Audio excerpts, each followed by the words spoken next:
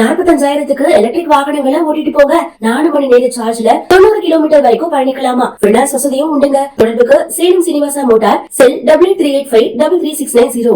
உடுப்பி மாவட்டம் மால்பியில மீன் திருடியதா குற்றம் சாட்டி ஒரு பெண்ணை மரத்துல கட்டி வச்சு தாக்கிய வீடியோ தான் இப்போ சமூக வலைதளங்கள்ல வைரலாகிட்டு இருக்கு.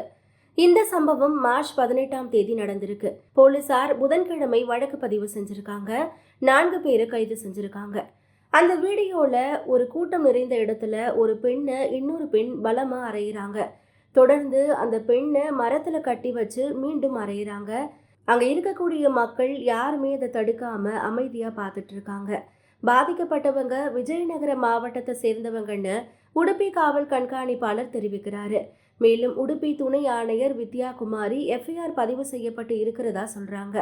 மேலும் சட்டத்துல தாக்குதல் அனுமதிக்கப்படல, பாதிக்கப்பட்டவர் தவறு செஞ்சிருக்கலாம் அல்லது இல்லாமலும் இருக்கலாம். அது குறித்து விசாரணை நடத்தப்பட்டு வருது. ஆனா ஒருத்தரை தாக்குறத ஏற்றுக்கொள்ள முடியாது. பாதிக்கப்பட்டவரை பார்த்து மக்கள் சிரிக்கிறத பார்க்கும் போது வருத்தமா இருக்கு. தாக்குதலை யாருமே தடுக்க முன்வரல. குற்றம் சாட்டப்பட்டவர் மீது நடவடிக்கை எடுக்குமாறு எஸ்பி கிட்ட பேசியிருக்கேன்னு அவங்க சொல்லியிருக்காங்க.